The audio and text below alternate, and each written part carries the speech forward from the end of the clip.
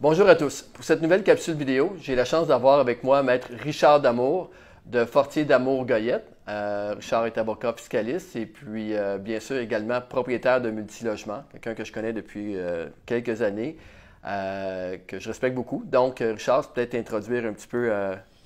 Alors, dans un premier temps, merci Patrice de me permettre de m'adresser et de parler d'une passion que j'ai, la fiscalité. Donc oui, avocat fiscaliste depuis déjà quelques années, 1993, et j'ai développé au fil du temps une majeure en fiscalité immobilière parce que la fiscalité est une passion pour moi, mais l'immobilier également. Et donc, j'ai des immeubles que je détiens notamment avec ma conjointe Mélanie. Et la fiscalité, j'adore ça, de transmettre ça puis d'aider les investisseurs immobiliers à faire plus d'argent parce que plus d'argent, c'est plus d'argent après impôt. Bien dit. Donc, Richard, pour commencer, on va parler, la fiscalité est quand même pas mal sujet du jour suite à ce qui s'est passé l'an passé avec mettons, avec la réforme Borno, entre autres. Mais avant d'aller dans ce sujet, souvent les gens, lorsque c'est le temps d'investir, d'acheter surtout le premier immeuble, ils vont me poser la question, est-ce que c'est mieux que je l'achète au nom personnel, que je m'incorpore?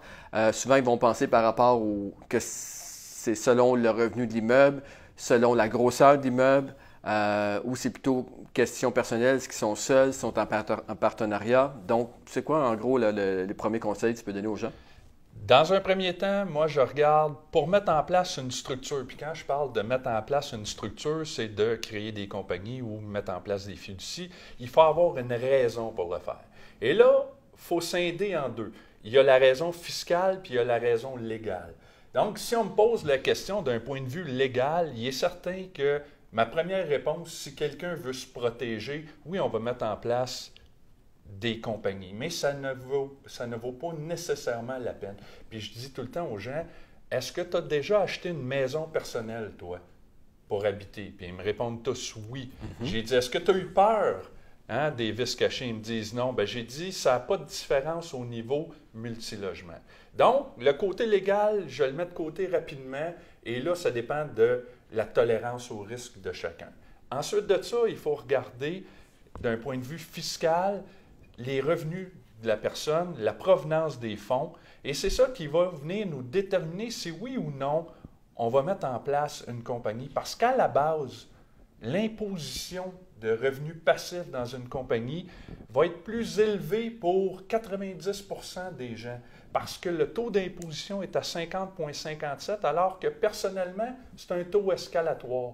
Donc, pour aller avec une compagnie, il faut avoir des raisons à la base. Donc, puis ces raisons-là sont plus par rapport personnel, la structure qu'on a en place présentement, plus que l'immeuble qu'on va acheter. Effectivement. Mais là, avec une nouvelle qu'on a appris au mois de décembre, qui est la possibilité d'avoir l'exonération des droits de mutation pour les sociétés en nom collectif qu'on réclamait depuis longtemps. Ça va nous permettre possiblement, parce que de plus en plus en immobilier, on voit des partenariats, d'avoir une structure de société en nom collectif qui va permettre aux associés de déterminer chacun s'ils veulent être personnels ou par une compagnie. Donc, ça va nous amener une flexibilité. Ce qui m'amène un point, souvent, une autre question que les gens me posent, ils vont dire, Patrice, si j'achète un immeuble détenu par, bien sûr, une entreprise qui détient un immeuble, souvent les gens vont dire, bon, OK, on va acheter l'entreprise, comme ça, on ne paiera pas de taxes de bienvenue. Il y a quelques années, je pense que c'était d'office, que ça se passait toujours comme ça. Depuis 2 ans, j'ai entendu dire que comme quoi que c'est différent, comme quoi que maintenant, on ne sauve pas automatiquement la taxe de bienvenue si on achète une entreprise qui détient un immeuble. Et là, je pense à encore dernièrement, comme tu viens de parler en décembre, il y a encore des changements. Fait qu'est-ce que tu pourrais nous éclairer là-dessus? Est-ce que vraiment on sauve la taxe de bienvenue si on achète un immeuble, une entreprise qui détient un immeuble? Donc, ce que tu parles, c'est d'acheter les actions au lieu d'acheter l'immeuble. Ouais. Ce qu'il faut regarder, on fait un petit retour dans le passé. Oui, il y a eu des modifications à la loi sur les droits de mutation immobilière. Et ces modifications-là ont pour base le raisonnement suivant. C'est qu'on peut transférer à une compagnie un immeuble et éviter les droits de mutation si on détient plus de 90% des droits de vote. Et là, par le passé, les avocats et les notaires étant ingénieux, ils ont mis en place des structures qui évitaient ces droits de mutation-là. Par exemple, on faisait une compagnie qui détenait l'immeuble avec une contre-lettre où tous les actionnaires étaient les réels propriétaires. Et là, ils pouvaient se vendre entre eux sans payer de droits de mutation parce que la loi disait que pour payer un droit de mutation, il fallait qu'il y ait une inscription sur le titre de l'immeuble. C'est ça. Puis on s'entend, les contre-lettres, souvent les gens pensent que c'est quelque chose qui n'est pas légal. Il n'y a pas de problème avec ça, de faire ça. J'ai un bémol. Il n'y a pas de problème, c'est dans le Code civil, la simulation existe, mais on ne peut pas utiliser une contre-lettre pour enfreindre une loi. D'accord. La limite est là. Donc, si je reviens, on a fait des modifications qui ont fait en sorte que maintenant, il faut détenir, pendant 2 ans, suite à un transfert d'immeuble, 90% des droits de vote. Sinon, on va avoir une taxation. Ce que j'ai entendu dernièrement, c'est qu'il y a des municipalités qui auraient interprété cette nouvelle loi-là différemment en disant que si on transige des actions, le droit de mutation est payable. Je ne suis pas d'accord avec cette interprétation-là. Donc, s'il y a un immeuble qui a été acquis par une compagnie et que les droits de mutation ont été payés, ou ça fait plus de 2 ans et qu'on vend les actions, en théorie, il n'y a pas de droit de mutation. Mais là, je voudrais mettre en garde les investisseurs immobiliers parce qu'au-delà de sauver les droits de mutation, il y a tout un impact fiscal lié à une transaction sur des actions. Surtout quand un propriétaire détient l'immeuble depuis 20 ans. Si un propriétaire détient l'immeuble depuis 20 ans, et tu as tout à fait raison, Patrice, ça veut dire que son coût d'acquisition, le prix qu'il a payé pour son immeuble va être très, très bas et possiblement amorti en grande partie ou en totalité. Ça veut dire que l'acheteur des actions, lui, il n'augmentera pas le coût de l'immeuble parce qu'il n'achète pas l'immeuble, il achète les actions et il ne pourra pas amortir. Et au moment de la revente, il va assumer l'impôt sur l'immeuble depuis le coût d'acquisition. Ouch, oui, absolument. Surtout quand on sait de la plus-value qu'il y a eu depuis 20 ans, Donc, des fois, pour sauver 70 000 de taxes de bienvenue, faire la même structure sans bien planifier peut coûter des centaines de milliers de dollars en impôts à la fin, à la porte de sortie. Mais est-ce qu'il y a une façon de geler dans le temps? Exemple, quand on fait la transaction, si le propriétaire, donne un exemple, a payé 300 000 il y a 20 ans, aujourd'hui, l'immeuble vaut 2 millions. Est-ce qu'il y a un moyen qu'on peut mettre aujourd'hui, en 2018, voici la valeur? Oui, parce que je l'ai fait puis j'en ai planifié des transactions de cette façon-là. Ce qu'on regarde, c'est si le propriétaire vendait l'immeuble et liquidait la compagnie. On regarde ce qui lui reste net dans les poches. Et par rapport à ça, on regarde sur une vente d'actions pour qu'il ait le même montant net. Donc, là, on est capable de venir dire, si j'avais payé l'immeuble 1 million, combien devrais-je payer les actions pour que le propriétaire arrive à la même valeur? Et ensuite, ça devient un élément de négociation sur quel prix on paye pour les actions. Ceci étant dit, oui, il y a 2 avantages. Une fois qu'on est capable de s'entendre sur un prix, premier avantage, c'est qu'il n'y a pas de droit de mutation sur l'immeuble. Deuxième avantage, c'est que sur des immeubles qui ont pris de la valeur, d'un point de vue taxation municipale, ça peut devenir intéressant de ne pas avoir une transaction sur l'immeuble qui fait grimper la valeur et le niveau de taxation. Oui, parce que c'est le cas. Souvent, après une transaction, les nouveaux propriétaires reçoivent une lettre de la ville du service d'évaluation pour avoir les nouveaux chiffres. Et bien sûr, l'année suivante, le compte de taxes suit. OK, fait que super intéressant. On va toucher un dernier point. Au niveau de... L'an passé, il y a eu la réforme Morneau. OK? Et on a parlé de structure quand on commence dans l'immobilier, et ainsi de suite, mais quelqu'un qui a déjà plusieurs immeubles, quelqu'un qui a déjà, là, 3 ans, 4 ans ou 5 ans, rencontré un fiscaliste qui a fait une belle structure, depuis qu'il y a eu la réforme, est-ce qu'il y a des choses, est-ce qu'il y a des points précis, peut-être en résumant, là, qui pourraient, des petits points à faire attention suite à la dernière réforme, malgré qu'on ait fait des belles structures il y a 3 ans ou 4 ans? Oui. Dans un premier temps, Patrice, la réforme Morneau, je vais te corriger juste sur un point, n'est pas terminée. Okay? Parce qu'on attend encore, pour tout ce qui est la question du revenu passif dans les compagnies, on attend au budget voir qu'est-ce qui va arriver. Ce qu'on sait aujourd'hui, c'est que les règles sur le fractionnement de revenus sont sorties en décembre. Donc, oui, il y a des éléments qu'il faut tenir en compte. Souvent, on mettait en place une structure dans laquelle il y avait une fiducie qui détenait la compagnie et on pouvait faire du fractionnement de revenus en sortant des dividendes aux conjoints, conjointes, aux enfants majeurs. Aujourd'hui, cette structure-là en a pris pour son rhume un peu. OK. Il y a des exceptions qui sont venues s'intégrer dans les annonces qu'on a eues au mois de décembre. Et il y en a une qui va permettre de continuer à faire du fractionnement, mais ça va prendre une détention d'actions directement.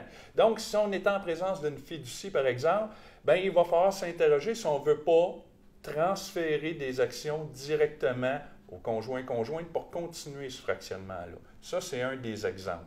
OK. Et donc, le bienfait, cependant, de ce qu'on a entendu pour l'instant, c'est qu'au niveau du revenu passif, ce que le ministre Morneau a dit, s'il ne recule pas parce qu'il a tellement reculé dans ce dossier-là, c'est de dire tout ce qui était avant mes nouvelles règles vont être exemptés.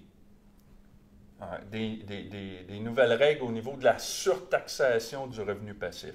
Donc ça, on va le voir au mois de mars, mais on n'a pas, a priori, à s'inquiéter avec ces structures-là. Ce que je dis, par exemple, puis ce que je mentionne à mes clients, c'est assurez-vous, si vous avez des revenus dans une compagnie opérante et que vous voulez les transférer et faire du placement immobilier avec, assurez-vous de faire ça avant le budget pour être exempt des nouvelles règles. Donc, transférez tous vos surplus. Donc, puis le la plus prochaine, rapidement. le budget, ça va être probablement au mois de mars. Que Oui. ça, OK. On va peut-être être encore au Mexique. C'est l'an passé, quand il y a eu l'annonce, on était au Mexique et Richard avait donné un petit résumé de ça. C'était très apprécié. Pour terminer, bien sûr, ça c'est un sujet qu'on pourrait réinviter Richard pour avoir une mise à jour en mars prochain. Maintenant, pour terminer, Richard a développé plusieurs tableurs Excel pour aider les propriétaires là, dans leur fiscalité. Puis, pour les gens qui sont sur le programme d'acheteur VIP, dans l'espace client, on va donner accès à ces tableurs-là. Richard, tu peux peut-être nous donner un petit exemple d'un ou deux tableurs là, que tu as fait? Effectivement, il y a un tableur qu'on va rendre accessible qui est le suivi des valeurs fiscales de vos immeubles. Et ça, j'invite tous les investisseurs immobiliers à faire ce suivi-là. C'est simple, c'est pas long. Donc, c'est juste de venir mettre les coûts d'acquisition avec tous les frais qui sont venus augmenter les coûts d'acquisition, bâtiment, terrain. Ensuite, de faire un suivi des dépenses qui ont été capitalisées sur l'immeuble, de l'amortissement qui a été pris. Pourquoi? Parce que ce que je me rends compte en pratique, c'est qu'au fil du temps, quand les gens viennent pour faire des transactions ou des roulements, des transferts d'immeubles, on demande ces valeurs-là et ils ne savent pas où aller les chercher ou ça prend un temps fou à les reconstituer parce que ça fait 10, 12, 15 ans qu'ils détiennent l'immeuble. Donc ça, c'est un des tableurs que je vous invite à remplir immeuble par immeuble et à conserver. Ça va vous sauver du temps dans le futur. Il y a aussi, je me rappelle, encore là, c'était au club, avec le club immobilier, à la semaine annuelle qu'ils font dans le Sud. Tu avais partagé aussi un document qui montrait si c'était mieux d'acheter l'entreprise ou d'acheter l'immeuble. Oui, ça, c'était un des documents, on parlait tantôt, que je disais, bon, ben, est-ce que oui, je devrais acheter les actions ou l'immeuble? Mais moi, celui aussi que je veux que les gens prennent compte, c'est celui sur le solde de prix de vente. OK, absolument. Okay? Puis je vous explique pourquoi, parce que j'entends beaucoup, je vais mettre ça entre guillemets, d'ânerie relativement à la fiscalité des soldes de prix de vente. Et ça va vous permettre de comprendre la mécanique des soldes de prix de vente, puis de voir, quand on est vendeur, est-ce que j'ai un avantage à laisser un solde de prix de vente? Parce que oui, des fois, il y en a un avantage. Mais pas toujours, ça. Pas toujours. J'ai un client à un moment donné qui m'appelle et il me dit « Richard, je viens de faire le meilleur move de ma vie. J'ai vendu mon immeuble et j'ai laissé un solde de prix de vente pendant 10 ans, donc je n'aurai pas d'imposition avant 10 ans. » Puis j'ai dit « J'espère que tu es bien assis parce que toi, tu n'as pas utilisé mon tableur sur les soldes de prix de vente. » Good. Écoute, merci beaucoup. Donc, ce qu'on va faire, on va bien sûr, comme je disais, dans l'espace client, pour ceux qui sont au programme Acheteur VIP, on va donner accès au tableur. Richard, Merci beaucoup d'avoir partagé ces connaissances-là. On va te réinviter, bien sûr, tout de suite après le budget pour avoir peut-être une mise à jour là-dessus. Ça serait bien. Et donc, merci à tous. Bien, merci à toi. Puis, pour encore une fois, si les gens vous avez apprécié le contenu du vidéo, je vous invite fortement, là, où vous connaissez, à taguer des gens bien sûr dans le post. Puis encore mieux que ça, si vous pouvez le partager, ça serait apprécié. Merci beaucoup.